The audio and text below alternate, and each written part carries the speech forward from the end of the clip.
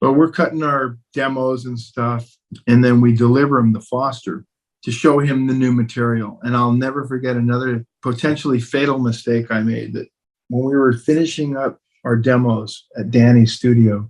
And when I think back on that, you're Robert Lamb. You've proven many times over what you do, but this is showing the producer coming off of their biggest record ever, the guy who's replacing Peter Cetera.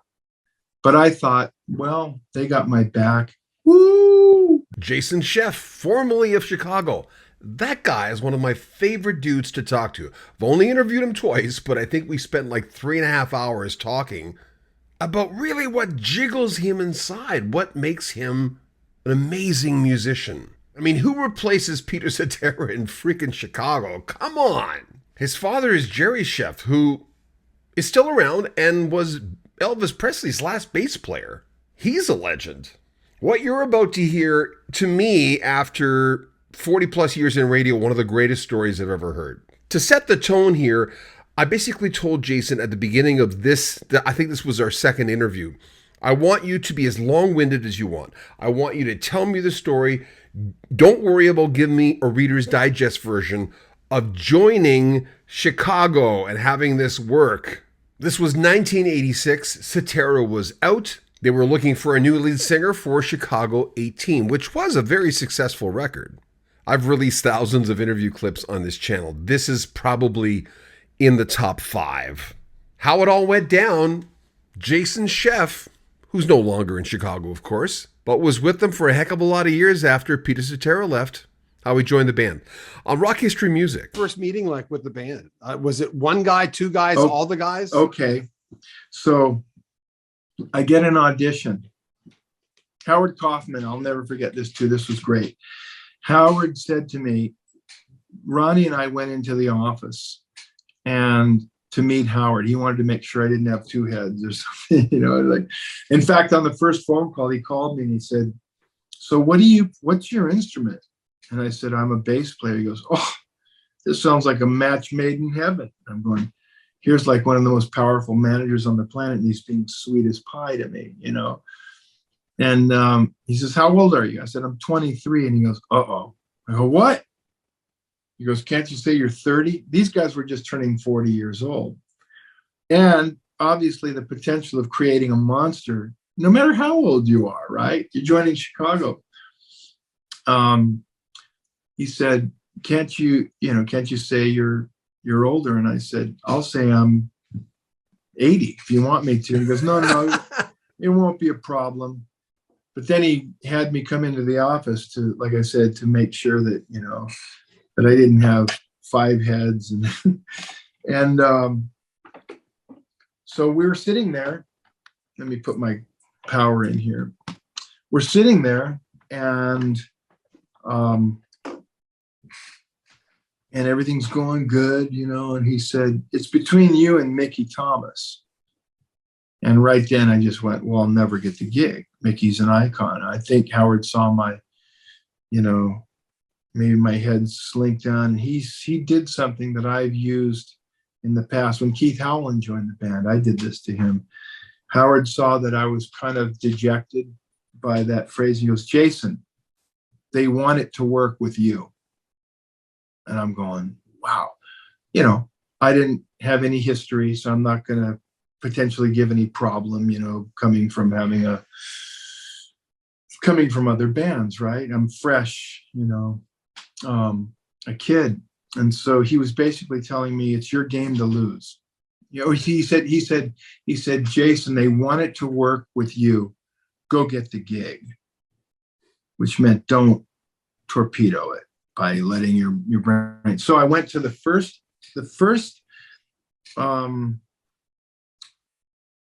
audition at Danny's house, and it was in his home studio, and I couldn't really hear that well. No excuses. So they had me learn 3 songs. I can't remember which ones they are, but we blasted through them, and they were like,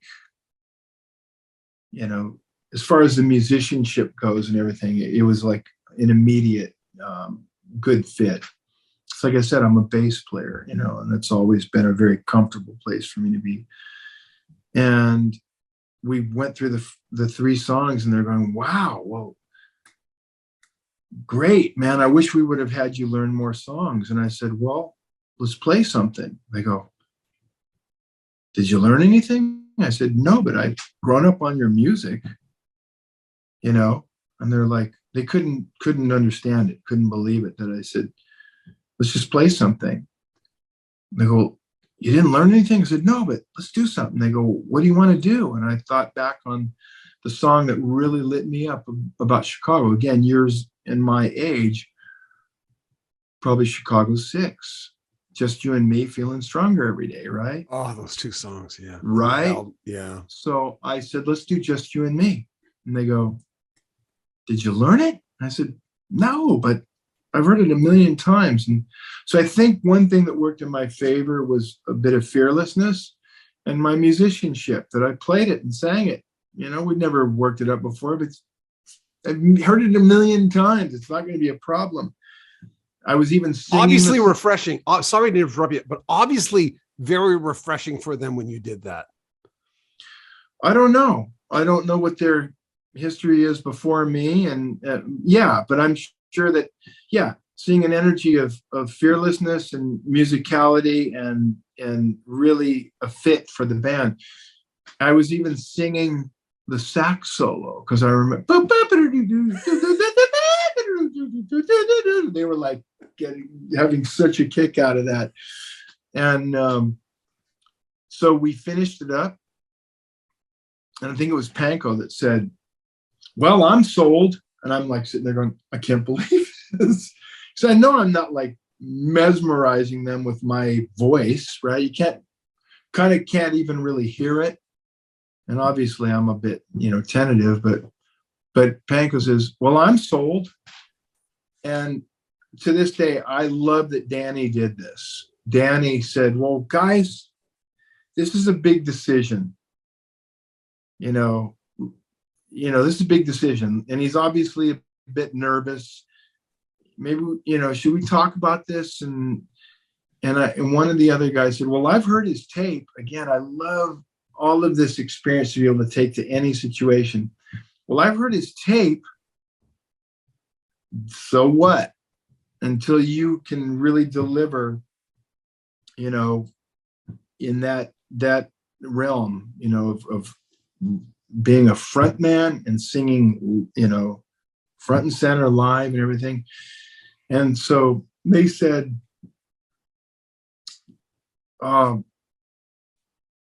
Jason, I hate to ask you to do this, but can you step outside while we talk about this? So I go out to Danny's driveway and I'm standing out there and they're just powwowing about this. And I'm like going, I can't believe this. So I come back in and they said, it was Lamb that was always really speaking on behalf of the band. He came to me and said, it looks really good. We have to honor if Mickey wants to come and audition for this, but he's giving me like the indication that things are going well. He goes, we may do another audition in an actual production facility where we can actually really have a PA and everything, but we'll get back to you. So I go home and sure enough, they say, we were going to come into an actual production facility and do a second audition. And that's when I knew that Mickey, I'd heard that he was not interested because We Built the City, Sarah, that album ready to go. So he wasn't interested in coming there.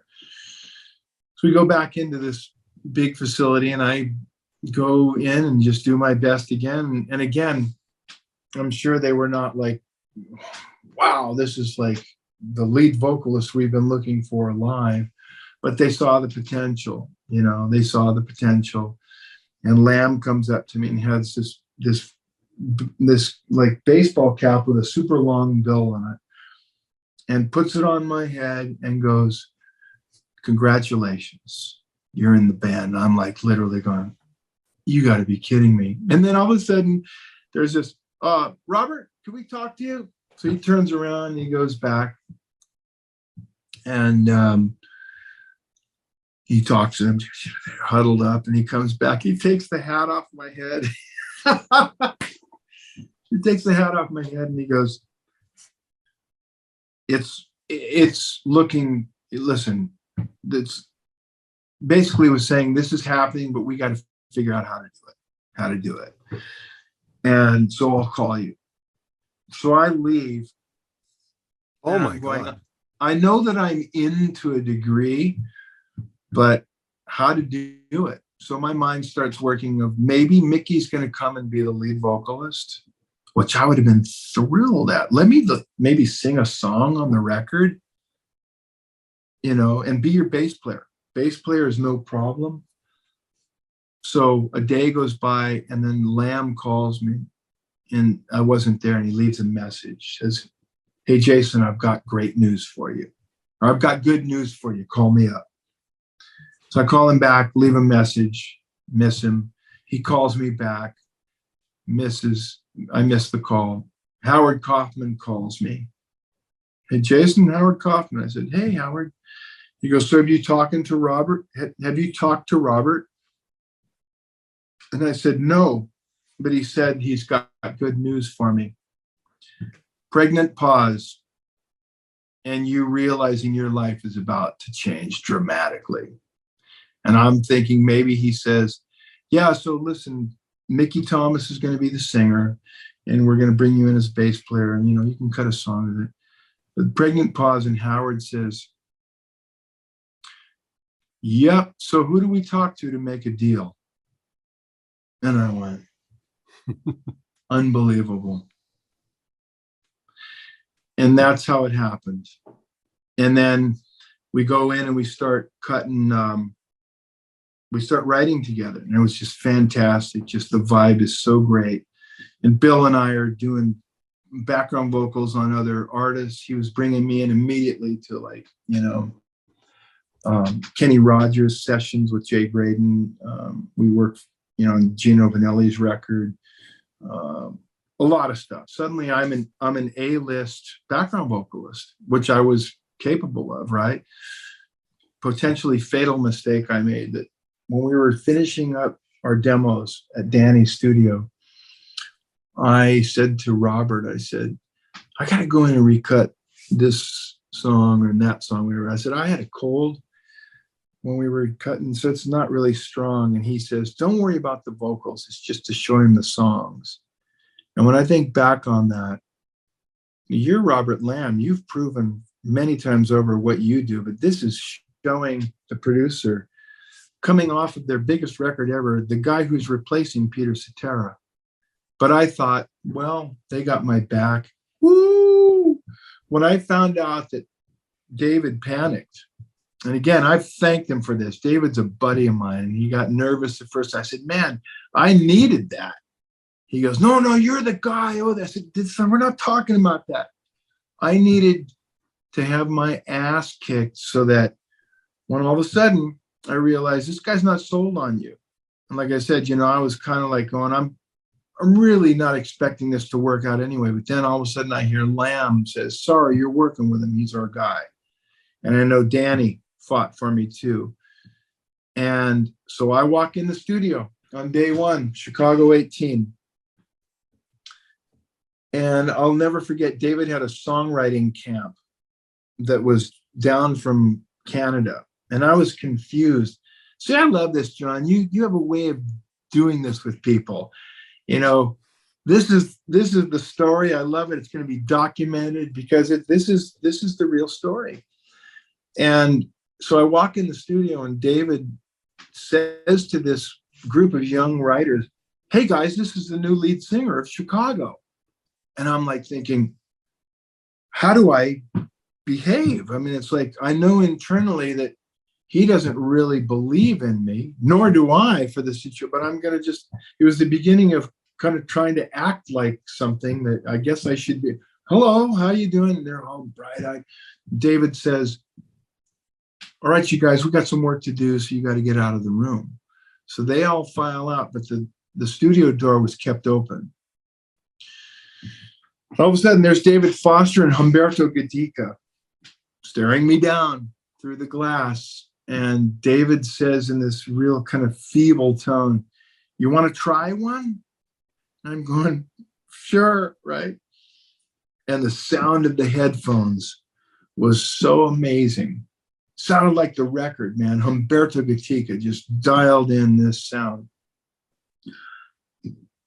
And I took a deep breath. The song started playing. It was my tune. She was lost, uncertain. I got through the first couple lines and I heard this sound and I knew I was up and running. And every line, just my confidence, I went, it felt so comfortable, so relaxed. One by one, those songwriters were coming back in the studio. By the end of the song, I'm getting chills as I tell you this to remember it.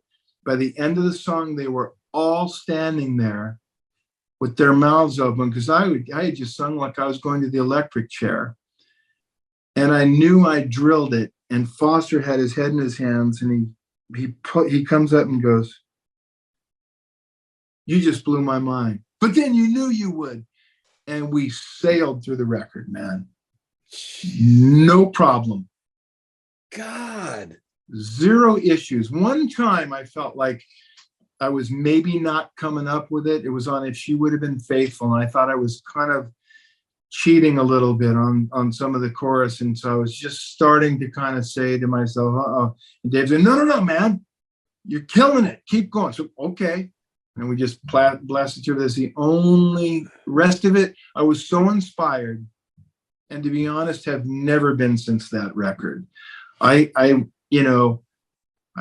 very proud of the work that I've done with Chicago, but that particular moment of being with a modern day Mozart and Champlin by my side through most of it. Lamb, of course, we did, great vocals on it, but Champlin and me and just feeling enveloped in that was so inspiring that it was like, come on, this is this unproven kid that really kind of shouldn't be there, but that's what I always tell people. When you're in the batter's box and it's at the bottom of the ninth and it's tie game and it's full count, you're either going to feel comfortable or not, man. And thank God it felt comfortable. We're not fooling around here. Jason, what a story, huh? I'm serious. He was getting goosebumps as he was telling the story of how he joined Chicago for Chicago 18, 1986.